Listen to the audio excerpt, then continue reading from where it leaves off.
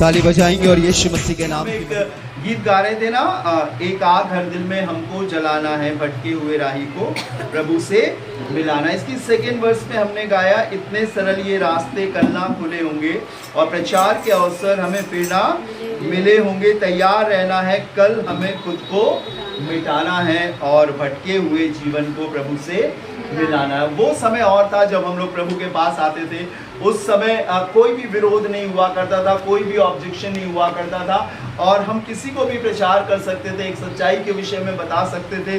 लोग बहुत आसानी से प्रभु के विषय में सुनते थे और जिसे ग्रहण करना होता था वो करते थे। लेकिन आज के समय में आपको खबर मिल रही होगी, आप सोशल मीडिया पे भी देख रहे होंगे, बहुत सारे ऐसे तत्व खड़े हो गए हैं जो सत्य के खिलाफ हैं, जो सच्चाई को ना सुनना चाहते हैं, ना ग्रहण करना चाहते हैं और ना ही उसके पक्ष में कोई बातें बोलना चाहते। हाँ, लेकिन उन्हें एक बात रियलाइज होती है, एहसास होता है उन्हें कि सच में यीशु ही प्रभु है, यीशु ही जीवन है। सो यदि हम परमेश्वर के वचन को पढ़ते हैं तो याद रखिए, आपका जीवन परमेश्वर के वचन में लिखा हुआ है।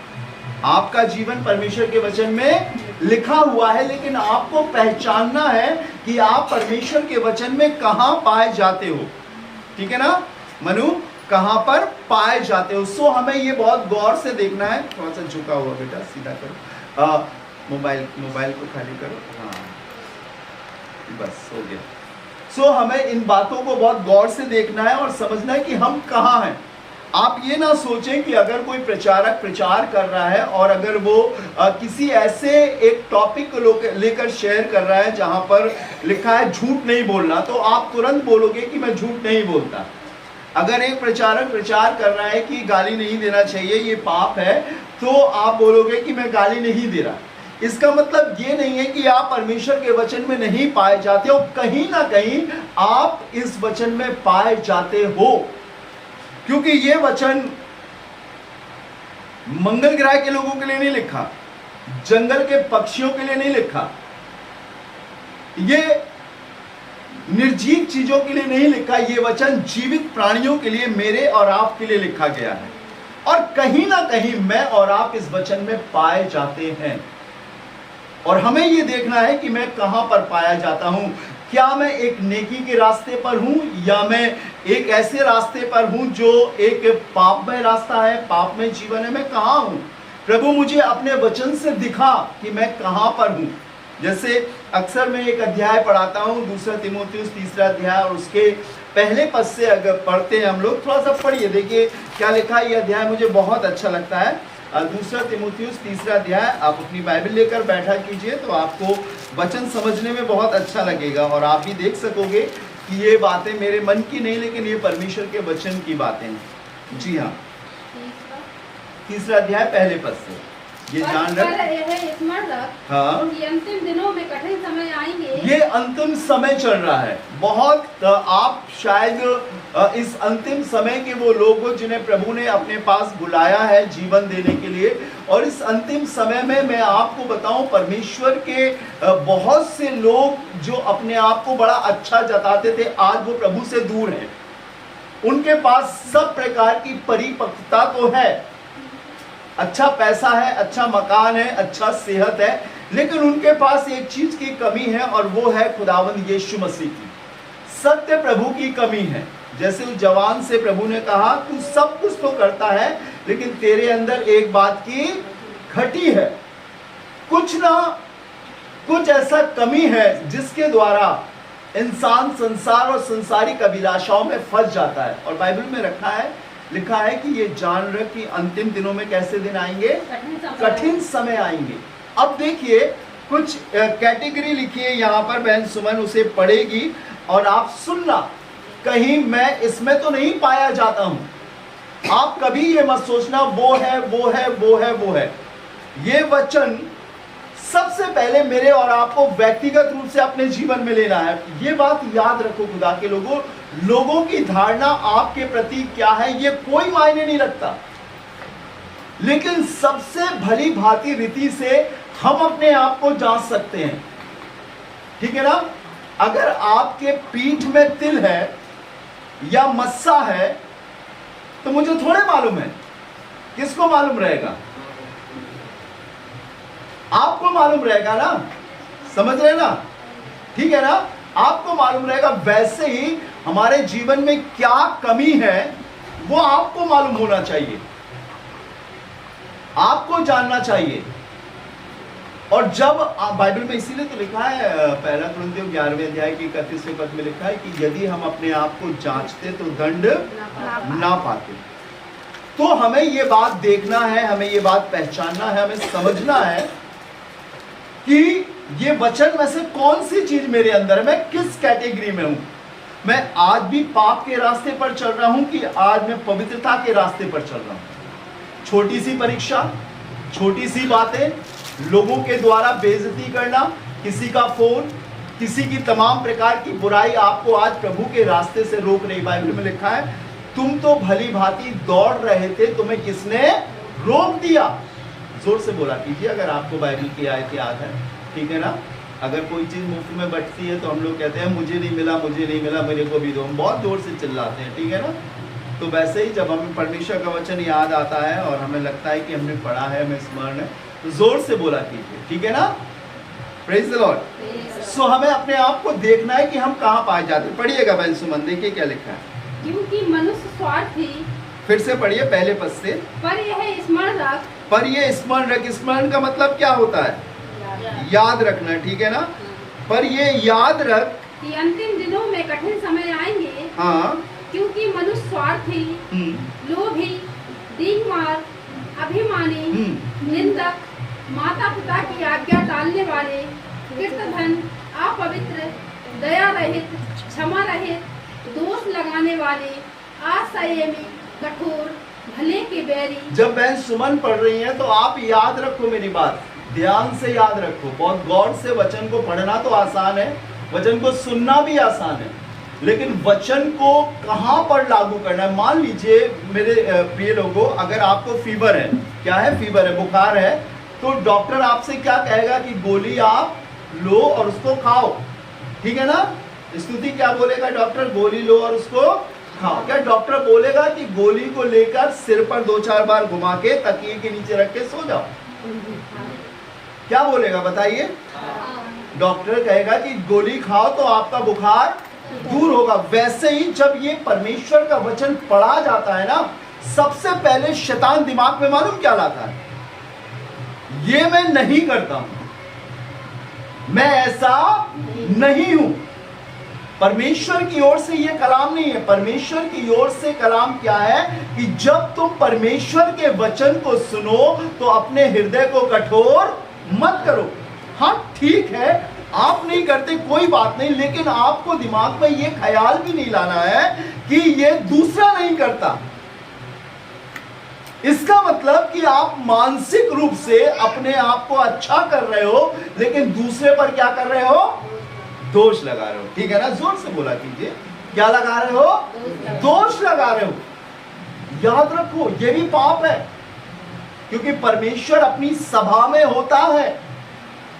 वो आपके मेकअप को, आपकी ड्रेस को नहीं देख रहा है, आप कितने अमीर हो कितने गरीब हो नहीं देख रहा है, लेकिन वो आपके दिल, आपके मन को देख रहा है। ये मेरी बेटी, ये मेरा बेटा, ये मेरा जन क्या मेरे लिए सोच रहा है। आपने पढ़ा होगा ना, शिमोन रोनी के ना घर में, फरीसी के घर में यीशु खाना खाने गए थे, उसने बुलाया था और लिखा हुआ है कि वो बैठा ही था तो इतने में एक स्त्री संगमरमर के पात्र में इत्र लेकर आई। बेटा थोड़ा सा ऐसे कर लो तो फेस पे आएगा, इधर को उठा के साइड में कर लो। तो इत्र लेकर आई, तो बाइबल में लिखा हुआ है खुदा के कलाम में कि जैसे वो बैठी थी तो वो शिमोन अपने मन में सोचने लगा कि अगर ये कोई भविष्यवक्ता या नबी होता तो जान लेता कि जो औरत इसे छू रही है वो कैसी है।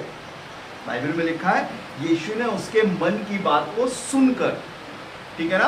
आप लोग बुक मार्क रखा कीजिए कि इस आयत पर कोई बुक मार्क लगा दें, फिर मैं अगली आयत बोलूं तो उससे निकालें, और फिर जब मैं इधर पे बोलूं तो आप फिर से पलट लें, ठीक है ना। बुक मार्क दिए जाते हैं ना 31 तारीख को प्रॉमिस वचन, तो उसे बाइबल में रखा कीजिए जिससे जल्दी से खोलने में आपको आसानी हो जाए। पढ़िए लूका उसका 7वां अध्याय, उसका 39वां पद, 38वां 39वां पद देखिए जल्दी से, यहाँ पर निशान लगाइए, देखिए क्या लिखा हुआ। सो मैं चाहता हूँ हम देखकर वो फरीसी जिसने उसे बुलाया था अपने मन में सोचने लगा, हाँ। यदि यह भविष्यवक्ता होता तो जान जाता कि यह जो उसे छू रही है वह कौन और कैसी स्त्री क्या लिखा है बहन? अपने मन में क्या कर रहा था? सोच रहा था, ये बोल नहीं रहा है। फिर से पढ़ो इस लाइन को। यह देखकर फरीसी जिसने उसे बुलाया था अपने मन में सोचने लगा। अपने मन में सोच रहा है, ठीक है ना? बहुत गौर से सुनिएगा, जो चीज मैं आपको बताना चाहता हूं आज की सुबह, वो अपने मन में क्या कर रहा है? सोच रहा है। आगे पढ़ो। यदि यह भविष्यवक्ता होता तो जान जाता कि यह जो उसे छू रही है वह कौन और कैसी स्त्री है, क्योंकि वह तो पापनी है। यीशु ने उसके उत्तर में कहा, सुनिएगा, वो मन में सोच रहा है और यीशु ने उसके उत्तर में उससे कहा। ये एक बहुत इंपॉर्टेंट बात है परमेश्वर के लोगों को। जान लीजिए, पहचान लीजिए, समझ लीजिए। ये मेरे और आपको भली भांति जानना है, पहचानना है और समझना है। आप यहाँ क्या सोच रहे हो? प्रभु से सुन रहे हैं, मन की आवाज उसके पास जा रही है, ठीक है ना? बेटा या तो बैठ जाओ या चले जाओ, ठीक है? डिस्टर्ब होता है, या तो बैठ जाओ यहीं पे या फिर आप चले। तो प्रभु उन बातों को जो मैं और आप अपने मन में, अपने ध्यान में रखें, वो उन बातों को सोच रहा है, उन बातों को सुन रहा है। सो जब भी आप परमेश्वर का वचन सुनते हैं तो आप अपने मन को कठोर मत करो, और कभी भी ये मत सोचो कि ये किसी और के लिए है। हाँ, हो सकता है किसी और के लिए है, लेकिन ये बाहर वालों के लिए नहीं, ये अंदर वालों के लिए परमेश्वर का वचन है। प्रभु की आराधना में, प्रभु की संगति में बैठने वालों के लिए है। और जहाँ पर अभी सुमन पढ़ रही थी कि याद रखो, स्मरण रखो कि अंतिम दिनों में कठिन समय आएंगे। लिखा हुआ है, मनुष्य अब स्वार्थी, लोभी, डींगमार, अभिमानी, निंदक, माता पिता की आज्ञा टालने वाले, कृतज्ञ, अपवित्र, दया रहित, क्षमा रहित, दोष लगाने वाले, असंयमी, कठोर, भले के बैरी, विश्वासघाती, ढीठ, घमंडी और परमेश्वर के नहीं वरन सुख विलास के ही चाहने वाले होंगे। वे भक्ति का भेष तो धरेंगे, पर क्या लिखा है? उसकी शक्ति को ना मानेंगे। ऐसों से परे रहना, दूर रहना। सिर्फ आपको ये देखना है, मैं ऐसा नहीं हूं या मैं ऐसा हूं। क्या इस पूरी लिस्ट में मैं पाया जाता हूं या नहीं पाया जाता हूं? अगर मैं और आप इस लिस्ट में पाए जाते हैं तो हम खुदा से कह सकते हैं, प्रभु मुझे इस लिस्ट से बाहर कर। ना मैं स्वार्थी होना चाहता, ना मैं घमंडी होना चाहता, ना मैं निंदक होना चाहता, ना अनाज्ञाकारी होना चाहता। बहुत सारी चीजें लिखी है, और ये इसी युग के लिए लिखी है, अंतिम समय के लिए लिखी है। मनुष्य बच नहीं सकता। अब इस कैटेगरी से हमें निकलकर आगे बढ़ना है, इस लिस्ट से हमें निकलकर आगे बढ़ना है। हमें सिर्फ अपने भेष को नहीं, लेकिन हमें अपने जीवन को बदलना है और अपने आप को देखना है कि हम कौन सा जीवन जी रहे हैं। कहीं हम ऐसा जीवन तो नहीं जी रहे हैं जो इस लिस्ट में लिखा हुआ है, बाइबल में लिखा हुआ है।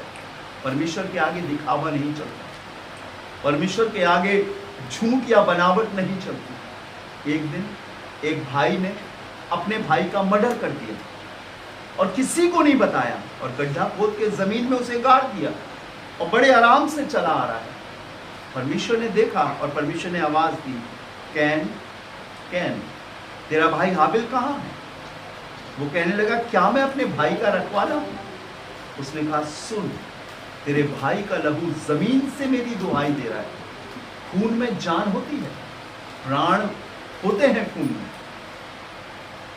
आप इंसान से छिपा सकते हो, आप दिखावटी बनावटी बातें घुमाकर, चालबाजी से शायद संसार से जीत सकते हो, लेकिन प्रभु से नहीं जीत सकते। बाइबल में लिखा है,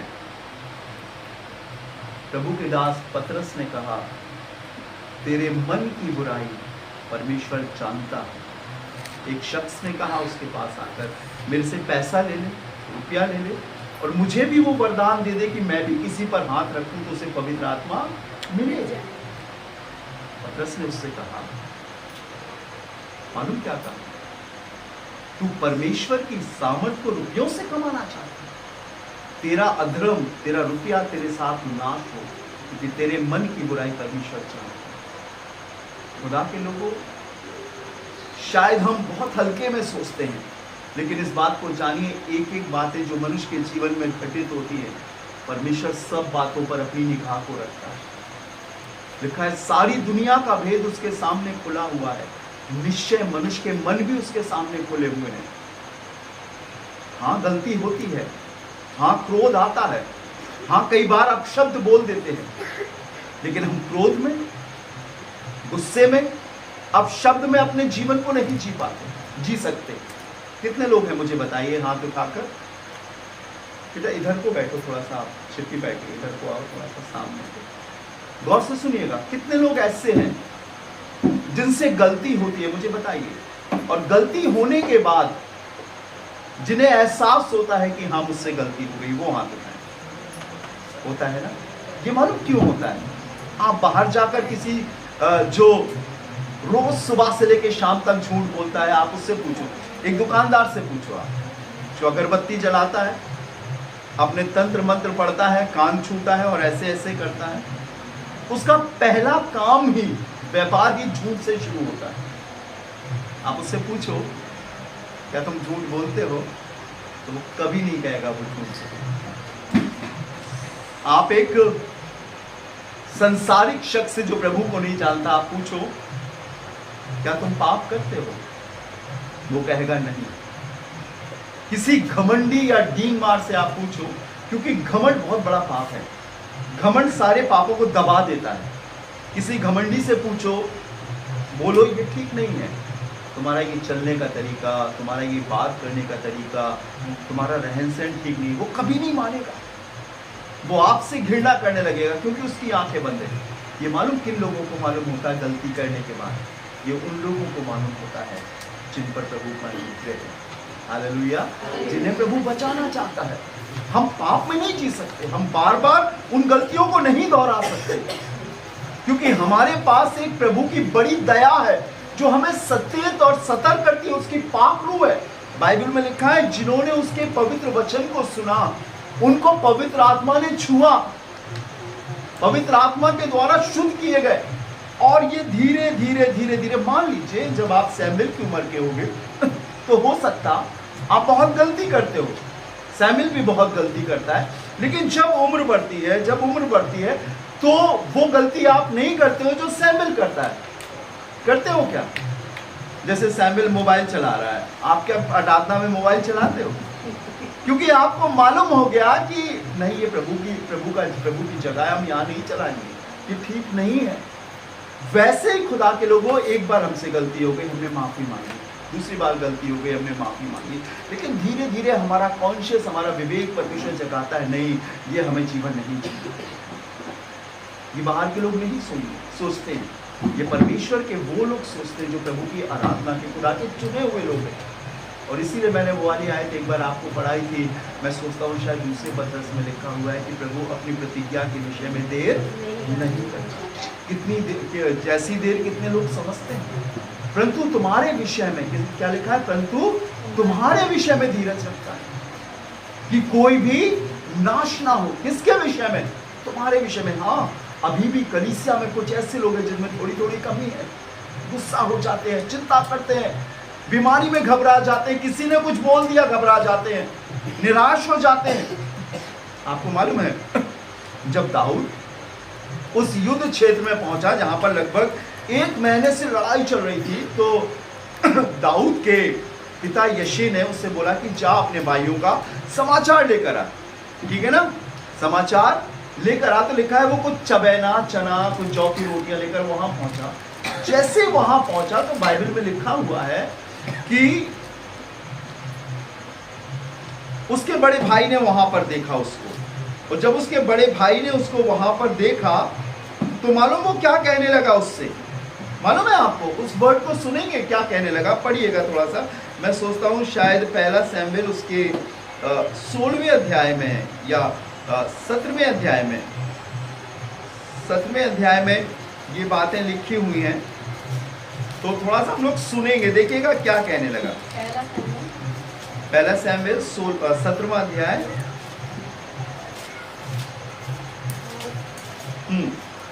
निकाल लिया उसका, बहन पढ़िए 26वां पद। मैं पढ़ूं? तब दाऊद ने उन पुरुषों से जो उसके आसपास जल्दी खड़े थे पढ़े, हाँ। पूछा, जो उस फलिस्तीनी को मार के इस्राएलियों की नाम खराई दूर करेगा, उसके लिए क्या किया जाएगा? ये बार बार खड़ा होकर इसके ढील की लंबाई मालूम करीब 11 फीट का इंसान था। लिखा है 6 हाथ और 1 बित्ता इसकी लंबाई थी। इतना लंबा चौड़ा आदमी था कि सब इस्राएली इससे डर जाते थे, घबरा जाते थे। और लिखा हुआ है कि सबका मन कच्चा हो जाता था और अपने डेरों में छिप जाते थे। लगभग 1 से 1.5 महीना गुजर गया था। जब ये दाऊद वहां पहुंचा ही था तो ये खड़ा हुआ और वैसे ललकारने लगा कि अगर तुम में कोई ऐसा शख्स हो जो मुझसे युद्ध करे और मुझे हरा दे तो मैं अपनी सारी सेना समेत तुम्हारा गुलाम हो जाऊंगा, और अगर मैं तुम्हें हराऊं तो तुम्हें मेरा गुलाम होना पड़ेगा। वो दहाड़ता था, उसके आगे एक शख्स बड़ी ढाल लेकर चलता था, सिर से लेकर बुआ जी पैर तक पूरा वो ढका हुआ था कि आप कोई भी औजार चलाओ उसे कुछ हानि नहीं होगी। बल्लम मारो, सांग मारो, तीर मारो, कुछ नहीं, सिर्फ माथे पर थोड़ा सा खुला था। दाऊद पहुंचा ही था तो मालूम वहां क्या लिखा है 26वें पद में, तब दाऊद ने उन पुरुषों से जो उसके पास खड़े थे पूछा कि जो उस फलिस्ती को मार के इस्राएलियों की नाम धराई का मतलब होता है बदनामी को दूर करेगा, तो उसके लिए क्या किया जाएगा? वो खतना रहित फलिस्ती तो क्या है जो जीवित परमेश्वर की सेना को ललकार रहा है। तब लोगों ने उससे वही बात कही, अर्थात ये कि जो उसे मारेगा उससे ऐसा किया जाएगा। राजा ने कहा था अपनी बेटी से शादी करा दूंगा, राज्य का उत्तराधिकारी बनाऊंगा जो उसे हरा देगा। सुनिएगा 28वां पद पढ़े। तब दाऊद उन मनुष्यों से बातें कर रहा था। अब सुनिएगा। तब उसका भाई तब जब दाऊद, हाँ बेटा धीरे धीरे, जब दाऊद उन मनुष्यों से बातें कर रहा था, लोगों से पूछ रहा था वहां पे किनारे जाके, तब उसका बड़ा भाई एलियाब सुन रहा था। जब दाऊद बात कर रहा था तो कौन सुन रहा था? एलियाब, बड़ा भाई एलियाब सुन रहा था। और एलियाब दाऊद से बहुत क्रोधित होकर कहने लगा, हाँ, तू यहाँ क्यों आया है? तू यहाँ क्यों आया है? और जंगल में उन थोड़ी सी भेड़ बकरियों को तू किसके पास छोड़ आया है? तेरा अभिमान और तेरे मन की बुराई मुझे मालूम है। तू तो लड़ाई देखने के लिए यहाँ आया है। कौन दाऊद से कह रहा था? दाऊद का बड़ा भाई। खुदा के लोगों ये बात हमेशा याद रखिएगा, अगर आप प्रभु के रास्ते पर सच्चाई से चलोगे, आप देखो जरा, सोचो थोड़ी देर के लिए, आपका सबसे पहला विरोधी कौन था? बाहर वाला नहीं होगा, आपका अपना होगा। आप झूठ बोलने वाले, आप गाली देने वाले, अत्याचार और अन्याय करने वाले होंगे, आपका विरोधी कोई नहीं होगा। लेकिन जैसे ही आप सत्य बातें बोलना शुरू करोगे, जैसे ही आप परमेश्वर के वचन को अपने जीवन में लागू करने वाले होंगे, आपका विरोधी आपका अपना होगा। और आपको मालूम है, ये सिर्फ कहावत ही नहीं है, लेकिन ये हकीकत है। आप दुनिया से लड़ सकते हैं, लेकिन आप अपनों से नहीं लड़ सकते, क्योंकि आप उसके खिलाफ जाओगे तो आप अपने आप को हरा रहे हो। समझ रहे हो ना? आप अपने खिलाफ, अपने लिए लड़ रहे हो। और परमेश्वर का वचन हमें परमिशन नहीं देता। परमेश्वर का वचन सिर्फ एक ही परमिशन देता है, शांत रहो, चुपचाप रहो। वो क्या बोल रहे हैं मत सोचो, मैं क्या बोल रहा हूँ, अर्थात परमेश्वर क्या बोल रहा है उसको सुनो। एलियाब उसका विरोधी था, उसका बड़ा भाई कहने लगा, तू यहाँ तमाशा देखने आया, जंगल में चंद भेड़ बकरियां उससे नहीं संभाली गई। पर मालूम दाऊद क्या जवाब देता है? दाऊद ने उससे कहा, मैंने अब क्या किया है? ये तो मेरी बात है, ये तो सत्य बात है, क्योंकि इसने जिंदा परमेश्वर की सेना को ललकारा। अगर आप सत्य के मार्ग पर चल रहे हो तो याद रखो मेरे लोगों, अगर आप पलटा लेने वाले नहीं हो तो आपकी लड़ाई आपका परमेश्वर लड़ेगा। हालेलुया। क्या लिखा है? युद्ध तो यहोवा का है। और आज कलीसिया जो प्रभु के चुने हुए लोग हैं, परमेश्वर के अपने लोग हैं, उन्हें बहुत लड़ाई लड़नी पड़ रही है। और बीच में से, उन्हीं के बीच में से, आपको मालूम है यीशु का विरोध करने वाला कौन था? लिखा हुआ है, आप पढ़ो यूहन्ना 1 उसका 11वां पद पढ़ो, यूहन्ना 1:11। देखिए क्या लिखा हुआ। नहीं पढ़ो, हाँ पढ़ो, यूहन्ना 1:11 जल्दी से निकाला कीजिए। वह अपने घर आया हाँ। तो उसके अपनों ने उसे ग्रहण नहीं किया। समझ रहे हो ना, यीशु मसीह के जो संसारिक भाई थे वो उसे मालूम क्या कहते थे, इसका चित्त ठिकाने नहीं है, ये पागल है। आप अगर संसारिक रीति से किसी को पलटा दोगे, बताओगे, तो वो आपको बुद्धिमान कहेगा, अक्लमंद कहेगा। लेकिन अगर आप अपनी बातों में परमेश्वर के वचन को शामिल करोगे, मैं आपको बताऊं, विरोध होगा। आपके सामने तो वो शख्स नजर आएगा, लेकिन उसके पीछे अंधकार, शैतान की सामर्थ काम करेगी। आपकी कानों में आवाज तो इंसान की जाएगी, इंसान का रूप नजर आएगा।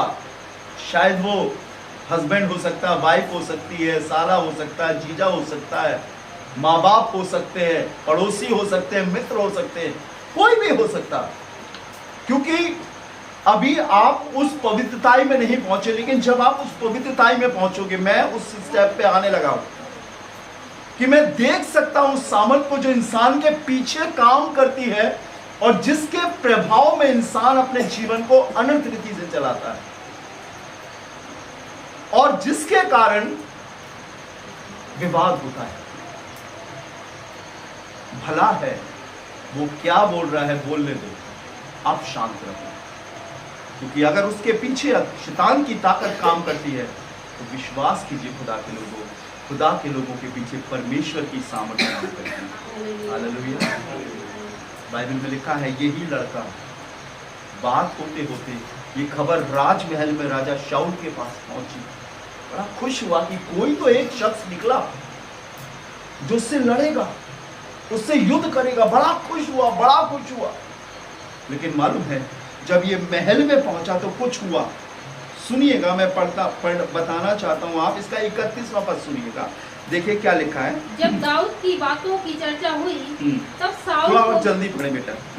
साउल को भी सुनाई गई और उसने उसे बुलवा भेजा। तब दाऊद ने साउल से कहा, किसी मनुष्य का मन उसके कारण कच्चा ना हो। एक छोटा सा लड़का 17-18 साल, जिसने ना कभी तलवार चलाई, ना कभी भाला, ना कोई औजार हथियार चलाया, वो कह रहा है कि उसके कारण तुम लोगों का मन कच्चा ना हो। क्यों कोई ऐसा कह सकता है? मालूम वही कह सकता है जिसका वक्त खुदा की हुजूरी में गुजरा है।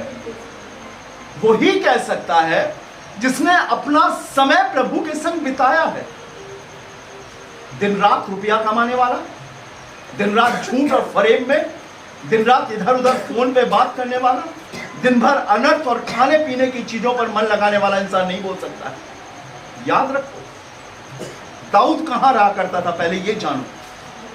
जंगल में ज्यादा वक्त वो भेड़ बकरियां चराने में। और मालूम है, दाऊद के पास एक 7 तार वाला बाजा था, उसने बनाया था, और उसे बजाकर जंगल में परमेश्वर की स्तुति किया करता था। अकेला रहता था, भेड़ बकरियों के संग, कोई नहीं था उसके संग, सिर्फ परमेश्वर उसकी बात को, उसकी इबादत को सुना करता था। भजन संहिता 100 में लिखा है, आओ हम आनंद से यहोवा की आराधना करें। किन से बोलता था वो? अपनी भेड़ बकरियों से, उस माहौल से, उस समाज से जो उसके चारों ओर बंधा था। शायद लोग नहीं देख रहे थे, लेकिन आसमान के फरिश्ते उसे देख रहे थे कि देखो ये क्या कह रहा है। हालेलुया। कह रहा है किसी का मन उसके कारण कच्चा ना हो। मत घबराओ आप, ये मत सोचो कि उधर क्या हो रहा है। आप सिर्फ ये सोचो कि मेरे अंदर मेरा प्रभु है, मेरा खुदा मेरे साथ है। सब चीजें बंद हो जाए, नो प्रॉब्लम, लेकिन उसकी सामर्थ को कोई कैद नहीं कर सकता। परमेश्वर के वचन को कोई कैद नहीं कर सकता। जब वो पौलुस और सिलास के संग जेल खाने में कार्य कर सकता है, तो वो आज की तारीख में आपके संग भी कार्य कर सकता है। हालेलुया। मेरे संग भी कार्य कर सकता है। और ये कहने लगा, किसी का मन उसके कारण कच्चा ना हो। आगे पढ़ो बहन। तेरा दास जाकर उस फलिस्तीन से लड़ेगा। साउल ने दाऊद से कहा, तू जाकर उस फलिस्तीन से विरोध नहीं कर सकता। ये मालूम कौन कह रहा है? जो वहां पर बैठा हुआ बादशाह है, राजा शाऊल, जिसके पास सारी हुकूमत और अधिकार है। और दाऊद से क्या कह रहा है? तू नहीं लड़ सकता। क्यों नहीं लड़ सकता? क्योंकि तू तो लड़का ही तू लड़का ही है, और वह लड़कपन ही से योद्धा है। और वो लड़कपन से ही योद्धा है। कभी मत सोचना आप कि मैंने ट्रेनिंग नहीं करी, मैंने बाइबल नहीं पढ़ी, मेरा जन्म क्रिश्चियन परिवार में नहीं हुआ, नहीं, कभी मत सोचिए। यीशु क्रिश्चियनों का प्रभु नहीं है, ईसाइयों का प्रभु नहीं है। यीशु मसीह आपका प्रभु है, दुनिया का प्रभु है, सारी कायनात का प्रभु है, किसी विशेष जाति का नहीं है। यीशु को ग्रहण करने के बाद ईसाई नहीं होते हैं, धर्म नहीं बदलता है। यीशु को ग्रहण करने के बाद हमारी आंखें खुलती हैं, हम सत्य से वाकिफ होते हैं, हमें हमारी आइडेंटिटी मालूम होती है कि हम कौन हैं, हम कहां से आए हैं और हम कहां जा रहे हैं। अब देखो दुनिया में अंधविश्वास इतना पाखंड है, इतना पाखंड है कि साहब सत्य तो छोड़ो, इतना सा भी नखून बराबर भी हकीकत आपको नहीं मालूम चलेगी। गुमराह कर देंगे लोग, भटका देंगे लोग, ऐसी ऐसी बातें आपसे कहेंगे, आप परेशान हो जाओगे, उलझे रहोगे। और आज भी उलझे हैं, चर्च जाने वाले भी उलझे हैं, मालूम है आपको, चर्च जाने वाले भी उलझे, उन्हें मालूम ही नहीं है। वो ये सोचते हैं कि हम चर्च जा रहे हैं, उन्हें ये मालूम है कि हम वहां पे आराधना कर रहे हैं, हम ठीक है। नहीं, चर्च जा रहे, आराधना कर रहे, इतना ही ठीक नहीं है। हमारे जीवन में वचन आना चाहिए, हमें समझना चाहिए, हमारी आंखें खुलना चाहिए कि मैं कहां रॉन्ग हूं। ये बाइबल मुझसे बात कर रही है, परमेश्वर की आत्मा मुझे बोल रही है मैं यहां गलत हूं, और एक्सेप्ट करना चाहिए। खुदा का घर, आराधना का स्थान अपने आप को ठीक करने का स्थान होता है। और वो राजा जिसे अधिकार दिए थे परमेश्वर ने, आपको मालूम है ये कौन सा बादशाह था? बाइबल में लिखा हुआ है, ये भविष्यवाणियां किया करता था राजा शाऊल।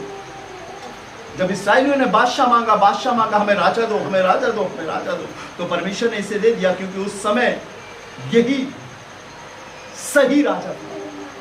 लेकिन आज ये कह रहा है उस लड़के से, तू लड़का है, और वो लड़कपन से योद्धा है। दाऊद का भी ये शाऊल बादशाह था, उसके राज में भी ये भी रहा करता था। पर सुनिएगा दाऊद ने इस राजा को क्या जवाब दिया।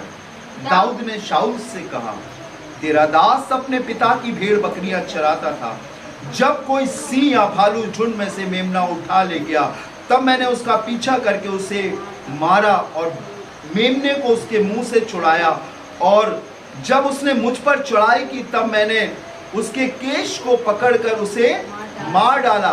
तेरे दास ने सिंह और भालू दोनों को मार डाला। वो खतना रहित फलिस्ती उसके समान हो जाएगा, क्योंकि उसने जीवित परमेश्वर की सेना को ललकारा। अगर हम खुदा के घर में हैं तो हम अंधविश्वास में हैं सिद्धार्थ, हम डर में और शक में अपने जीवन को नहीं जी सकते। याद रखो, आप अंदर वाले लोग हो, आप खुदा के चुने हुए लोग हो, आप किसी लालच में खुदा के पास नहीं आए। राजू भैया ने आपको किसी भी प्रकार का लालच नहीं दिया। राजू भैया ने आपको सच्चाई से खुदा का कलाम सुनाया है और ये कहा है, यदि आप विश्वास करोगे तो प्रभु आपके लिए करेगा। और आपने किया विश्वास, और प्रभु ने किया आपके लिए। जब वो इतना कर सकता है तो वो पूरा भी कर सकता है। हालेलुया। जब वो यहां तक ला सकता है तो आपको स्वर्ग में भी दाखिला दिला सकता है। और स्वर्ग में दाखिला मरने के बाद नहीं, जीते जी मिलता है। Heaven is in my heart, स्वर्ग मेरे दिल में है, मेरे जीवन में। आप मत घबराओ, अपनी संख्या मत देखो, अपना स्थान मत देखो, लोग क्या कर रहे हैं नहीं देखो, सिर्फ आप अपने आप को देखो। आप दुनिया के अकाउंटेबल जिम्मेदार नहीं, आप अपने जिम्मेदार। अगर कोई मिलता है उसके लिए प्रार्थना करो, सच्चाई का रास्ता बताओ उससे। वो माने ना माने कोई प्रॉब्लम नहीं, लेकिन आप उससे अपना प्रेम जताओ, प्रभु का सा प्रेम जताओ। याद रखो, आप एक विजयी परमेश्वर के लोग हो। आज शायद आप अकेले हो, लेकिन एक दिन एक बहुत बड़ी भीड़ आपके संग खड़ी होने वाली है। इतनी बड़ी भीड़ खड़ी होने वाली है, आप उसे गिन नहीं पाओगे। इतनी बड़ी ललकार और जय जयकार का शब्द आपके कानों में पड़ने वाला है, बहुत जल्दी, बहुत जल्दी, बहुत जल्दी। आप सोचोगे ये कहां से आ गए हैं। पढ़ोगे आप, देखोगे खुदा के कलाम में लिखा है। मैं आपको पढ़ाना चाहता हूं, देखिए उस बात को पढ़िए, आपका विश्वास होगा। शायद आप उन लोगों को नहीं जानते, लेकिन एक जगह वो सब इकट्ठे हो रहे हैं। उस दिन आप भी इकट्ठे होकर उसी भीड़ में शामिल होंगे। देखिए मैं आपको पढ़ाता हूँ, प्रकाशित वाक्य निकालिए।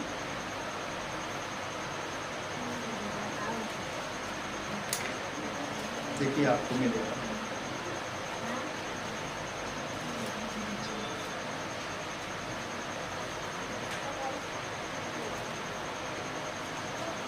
प्रकाशित वाक्य की किताब, उसका 9वां अध्याय और उसका 7वां अध्याय, उसका 9वां पद पढ़ो।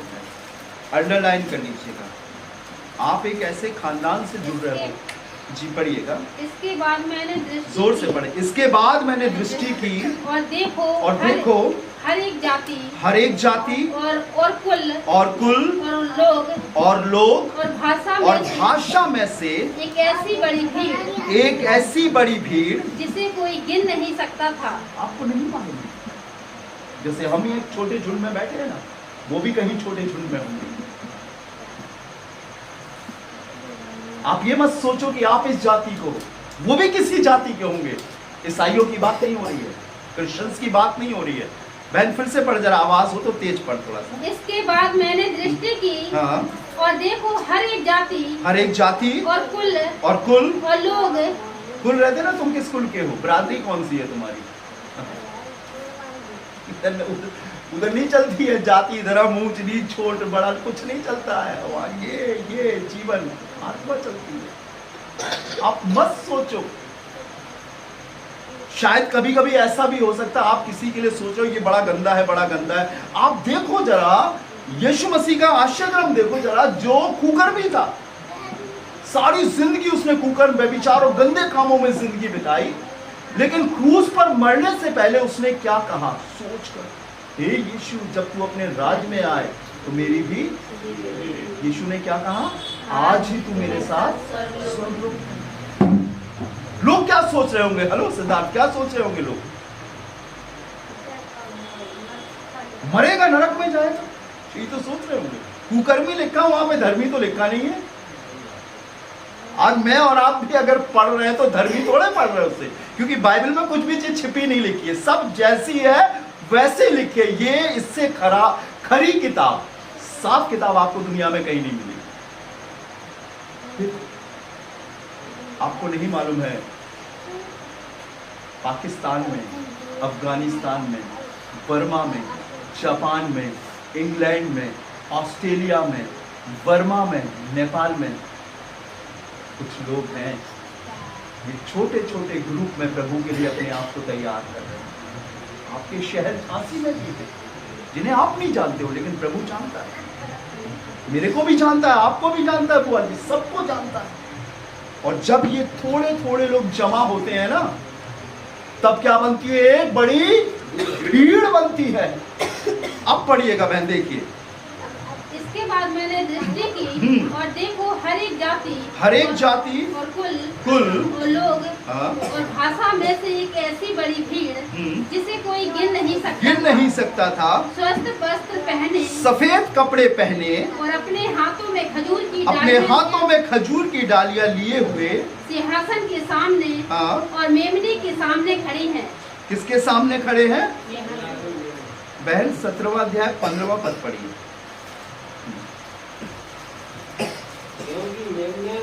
हाँ 17वां अध्याय 15वां पद। फिर उसने मुझसे कहा, जो पानी तूने देखे जिन पर वेश्या बैठी है वे तो लोग और भीड़ और जातियां और भाषाएं हैं। जी 19वां अध्याय पहला पद पढ़िए। इसके बाद मैंने स्वर्ग में मानो बड़ी भीड़ को ऊंचे शब्द से यह कहते सुना, हालेलुया, उद्धार और महिमा और सामर्थ हमारे परमेश्वर ही की है। 6वां पद पढ़े बहन। फिर मैंने बड़ी भीड़ का सा और बहुत जल का सा शब्द और गर्जन का सा बड़ा शब्द सुना, हालेलुया, क्योंकि प्रभु हमारा परमेश्वर सर्वशक्तिमान राज्य करता है। समझ रहे हो ना? एक सार्वभौमिक कलीसिया तो पूरी दुनिया में, बाइबल में लिखा है जब यीशु अपनी सामर्थ में आएगा तो अपने स्वर्गदूतों को आज्ञा देगा कि मेरे चुने हुए लोगों को क्या करो? इकट्ठा करो। और वो अपनी दुल्हन को, जिसे एक नाम दिया गया है दुल्हन, क्या नाम दिया गया है? दुल्हन। दुल्हन का मतलब आप संसारिक दुल्हन मत समझिएगा। आजकल की दुल्हन तो बड़ी डेंजर है। आपने न्यूज़ सुना होगा ना, उसकी शादी हुई और वो से वहाँ पे घुमाने ले गई, वहाँ पर उसका बॉयफ्रेंड भी पहुँच गया और वहीं उनने मार के फेंक दी। पड़ा हुआ आपने बहुत खबरें सुनी, किसी ने वो ड्रम के अंदर डाल दिया, सीमेंट भर दी उसको। ये उस दुल्हन की बात नहीं हो रही, ये उस दुल्हन की बात हो रही जिसमें कोई दाग, बेऐब, कोई झूठी नहीं, कोई पाप नहीं, जो पवित्र है, जिससे वो दूल्हा लेने के लिए आ रहा है। वो मैं और आप हूँ, मेरे और आपका, उसमें मेल फीमेल नहीं है, सब एक आत्मा के। जब हम कलीसिया में होते हैं कोई मेल फीमेल नहीं, सिर्फ एक भाई और बहन होते हैं। क्या होते हैं? भाई बहन। और जब भी हम किसी को संबोधित करें, चाहे हमारा रिश्ता इस आराधना के बाद एक पति पत्नी का हो, एक मौसा ताई का हो, कुछ भी हो, लेकिन कलीसिया में जब आप आते हैं तो एक भाई बहन, हालेलुया। और वो हमारा बड़ा भाई है यीशु मसीह। उसमें एक अच्छा मित्र भी कहा गया, दोस्त भी कहा गया, बड़ा भाई भी कहा गया, अगुआ भी कहा गया है। वो हमें देने आने वाला है। बहुत लोग होंगे, आप निराश मत हो कि यहाँ 2, 3, 4, 8, 10 हैं। बिल्कुल नहीं, यही जाएंगे। वो नहीं जाएंगे जो बाहर, वो भी जाएंगे जिन्होंने अपना जीवन प्रभु को दिया है। और इसीलिए बाइबल बताती है हम अपने आप को देखें, हमारे पास कौन सा जीवन है। और आगे मैं आपको पढ़ाऊंगा अगली आराधना में कि हमारा जीवन कैसा होना चाहिए, हम कहाँ पर पाए जाते हैं। मैंने बताया ना, कभी मत सोचिए वो कैसा चल रहा है, हमेशा ये सोचिए मैं कैसा चल रहा हूँ। ये मत देखो उसके कपड़े गंदे हैं, आप ये देखो कि आपके कपड़े साफ हैं कि नहीं। ये मत सोचो कि वो आपके विषय में कितना बुरा सोच रहा है, कौन सी युक्ति चला रहा है। परमेश्वर पल भर में सब पलट देगा, पल भर में। मालूम है आपको, बाइबल में लिखा है शाऊल जो बाद में पौलुस बन गया, मसीहों को सताता था, उनके नाम वारंट लेता था, और जहां जहां घरों में कलीसियाएं चलती थी वहां जाके मसीहों को पकड़ता था, घसीटता था, डंडे मारता था, पथरवा करता था और जेल में बंद करता था। एक दिन वो दोपहर के वक्त में वारंट लेकर जा रहा था, और मालूम है उसी दोपहर में बड़ी जोर से सूरज चमका, इतनी जोर से वो रोशनी चमकी कि उसके संग जो सिपाही थे, जो लोग थे, और वो सब अंधे हो गए। और उसमें से एक शब्द निकला, सिद्धार्थ, उसमें से एक शब्द निकला। मालूम वो शब्द क्या था? हे शाऊल, हे शाऊल, तू मुझे क्यों सताता? उसने कहा, सिद्धार्थ, उसने कहा, हे प्रभु तू कौन है? उसने कहा, मैं यीशु हूं जिसे तू सताता। और उसके बाद वो लगभग 3 दिन तक कुछ ना देख सका। सुनिएगा सिद्धार्थ, बेटा उसे छोड़ दो, हम 2-3 बार बोल चुके हैं। उससे कहा, एक शख्स तेरे पास आएगा, हनन्याह नाम का। और परमेश्वर की आत्मा ने हनन्याह से कहा, देख वहां पर शाऊल नाम का एक शख्स है, उसके लिए प्रार्थना कर, और जो कुछ मैं तुझसे कहूँ वही कहना। और लिखा, हनन्याह उसके घर में पहुंचा, उसके लिए प्रार्थना करी, और उसकी आंखों से छिलके गिरे और वो देखने लगा। और लिखा है तुरंत उठकर उसने बपतिस्मा ले लिया, और उसके बाद वो प्रचार करने लगा, सेवा करने लगा। वो मसीहों को सताने वाला था। आप मत सोचो कि प्रभु कुछ नहीं कर सकता। पल भर में सिर्फ मौके दे रहा है प्रभु दुश्मनों को, सिर्फ मौके दे रहा है प्रभु विरोधियों को। इसलिए मौके दे रहा है कि हम मजबूत हों, इसलिए कि हमारी आंखें खुले, इसलिए कि हम अपने जीवन को, अपने आप को देखें। और जिस दिन हम अपने आप को देखने लगेंगे, मैं आपको सच बताऊं, आप एक सत्य के रास्ते पर होंगे। मैंने आपसे पूछा था ना, गलती करने के बाद अगर हमें एहसास हो रहा है तो इसका मतलब अब हम सत्यता के रास्ते पर चल रहे हैं। और अब धीरे धीरे उन गलतियों को जो हमसे होती है हम उन्हें छोड़ देंगे और एक पवित्र जीवन जिएंगे। हालेलुया। आइए अपनी आंखों को बंद करें और प्रार्थना करें। Thank you Jesus. हालेलुया।